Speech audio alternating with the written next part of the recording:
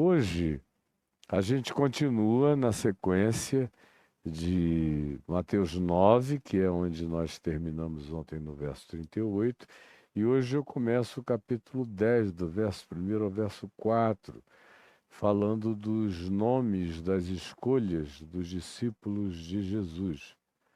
Quando ele os escolheu e quem foram eles?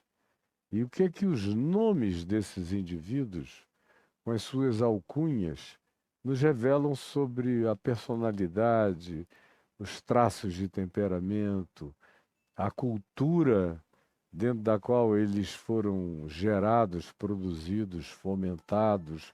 Tudo isso é de uma riqueza impressionantemente significativa.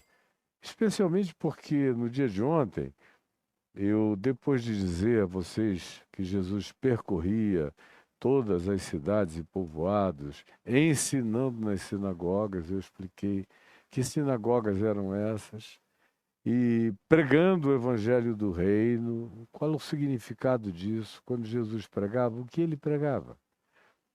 Está tudo aí pronto para você no dia de ontem, é só você chegar e acessar.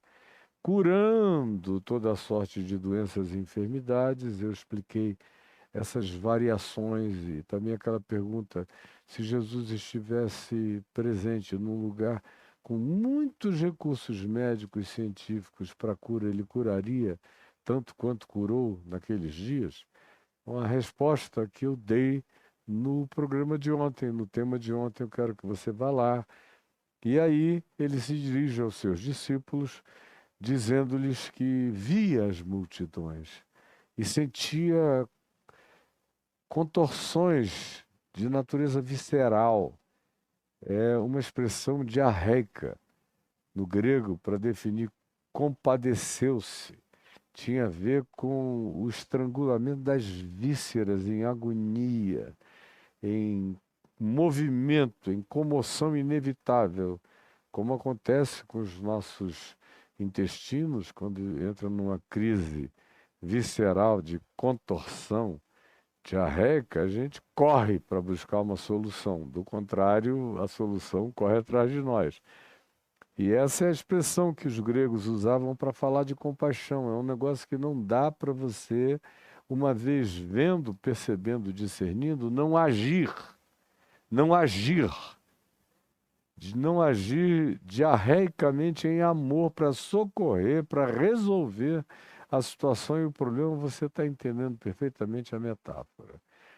E aí ele se dirige aos seus discípulos, dizendo-lhes: a seara, na verdade, é grande. Em João ele diz: os campos estão brancos para a ceifa. Mas é a mesma ocorrência. Porém, os trabalhadores são poucos. Os trabalhadores. Quem são esses trabalhadores? Aonde eles os arregimentam? Hoje em dia, os trabalhadores são arregimentados nas praças, quando são bons camelôs.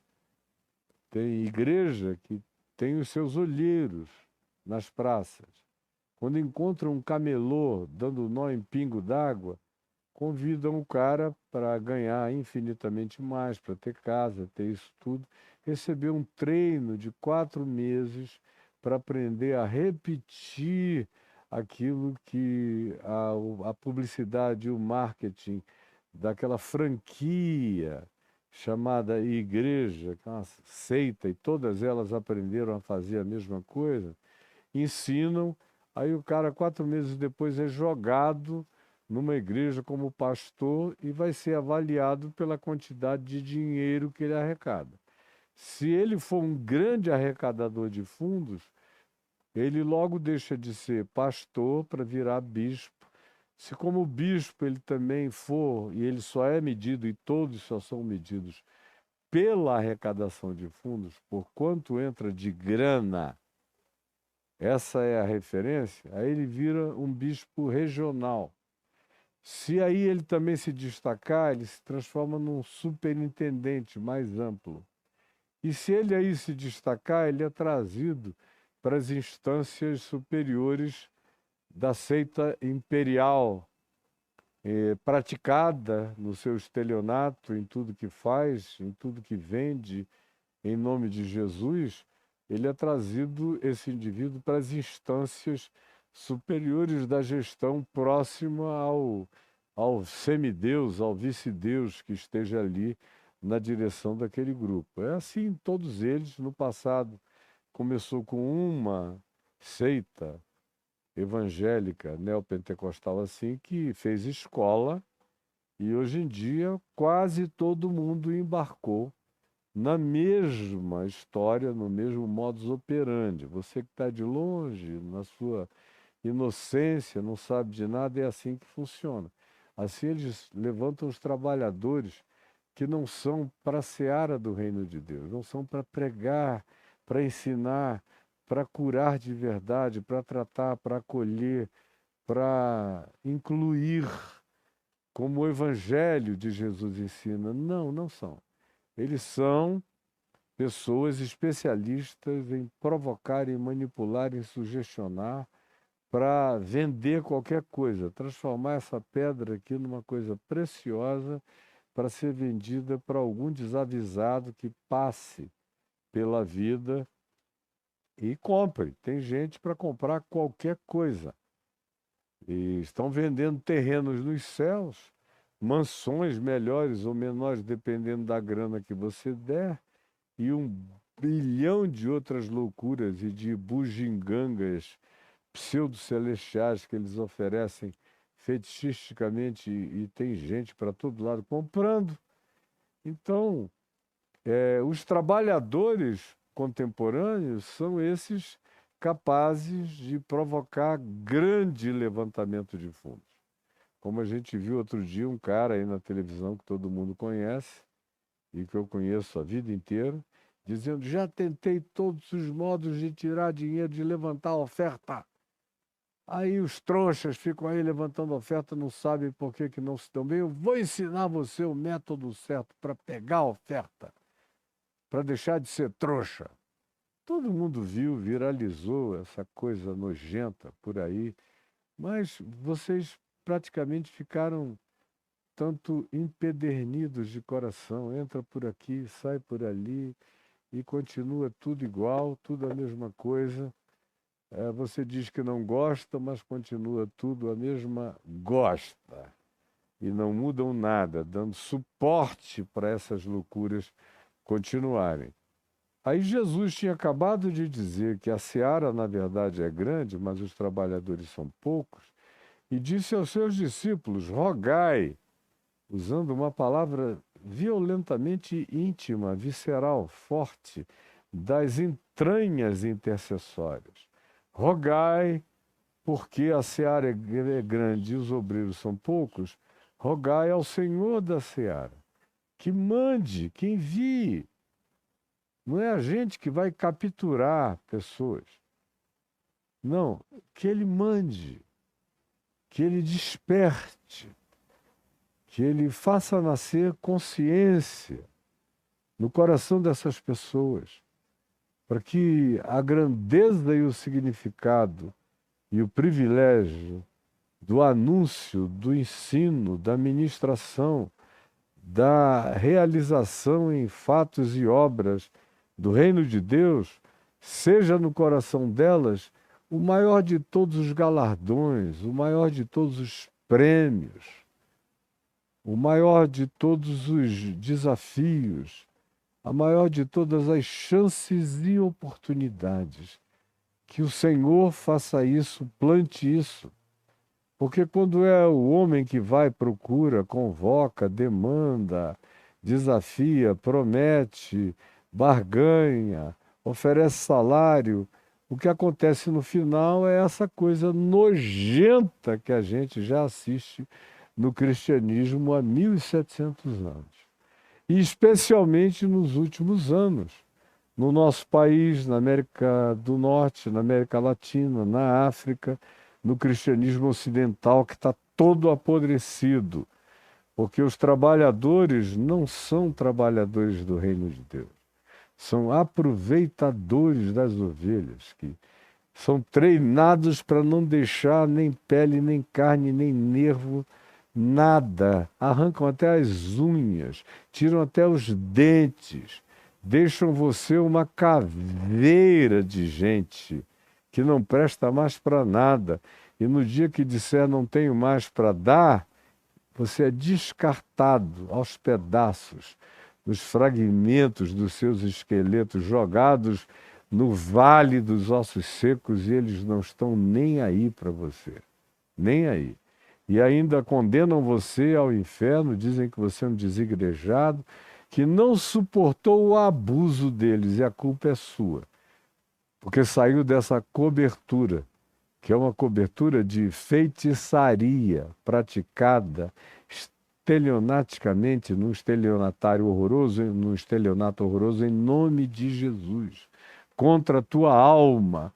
E você geme, geme, geme, e ainda se sente com medo de estar pecando contra Deus por estar se sentindo tão mal.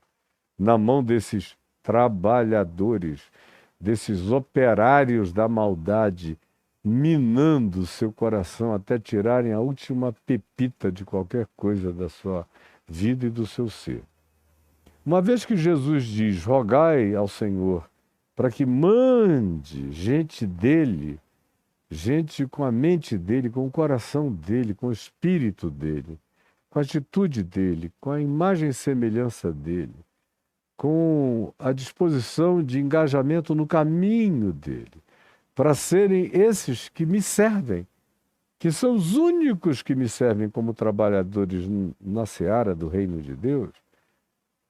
Após dizer isso, após pedir a eles que, juntamente consigo mesmo, Jesus, orassem ao Pai, pedindo que lhes enviasse trabalhadores para a seara, Jesus mesmo chama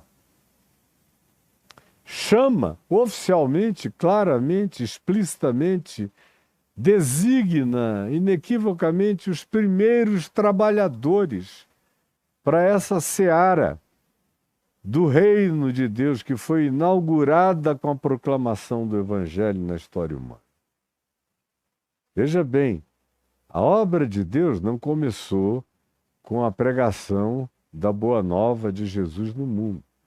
A Boa Nova de Jesus no mundo vem sendo anunciada desde tempos imemoriais, de acordo com a ordem de Melquisedeque, como a gente lê na Epístola aos Hebreus.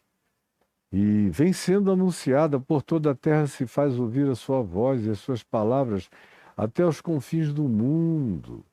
Ou como diz Paulo em Romanos, no capítulo 2, que todos os homens, com conhecimento ou sem conhecimento, são julgados pela luz que recebem, não pela luz que nunca tiveram, pelo entendimento que obtiveram de algum modo, não por aquilo que nunca ficaram sabendo, de modo nenhum. E Paulo diz, todo mundo vai levar um susto, está lá em Romanos 2,16, quando, através da revelação do meu evangelho, Deus abrir os segredos dos corações dos seres humanos, e aí vocês descobrirem que a chamada igreja, entre aspas, institucionalmente falando, o cristianismo, tem muitos milhões que Deus não sabe nem quem são. E Deus tem outros bilhões que o cristianismo não reconhece, luta contra, repudia, se puder queima, ou joga fora, ou põe no inferno. Esse é o choque que vai acontecer quando os segredos do coração dos homens forem abertos. Então, após dizer, peçam ao Senhor da seara que mande trabalhadores, ele mesmo, que é o Senhor da seara, convida os primeiros trabalhadores explícitos para essa seara da pregação também explícita da boa nova do reino de Deus, que é o que você e eu devemos nos ocupar e não perder tempo com outras coisas, que muitas vezes são até importantes, mas que são distrações flagrantes e impeditivos horrorosos no que diz respeito a gente dedicar a paixão inteira do ser. E é uma paixão não fanatizante, é uma paixão que nos torna apaixonados fraternalmente por todos os seres humanos planetários. solitários. É isso que o Evangelho e que o amor do Espírito Santo provoca em nós. Quando o Evangelho e o amor do Espírito Santo não provocam isso em nós, é porque o Evangelho não nos chegou e o amor do Espírito Santo não nos atingiu. Porque quando acontece, é assim que a gente enxerga a vida, é assim que a gente enxerga o mundo, é assim que a gente enxerga as dimensões, é assim que a gente interpreta a existência. Aí ele, uma vez dizendo, rogai para que o Senhor da Seara mande, ele mesmo chama os primeiros, porque ele é o verdadeiro Senhor da Seara.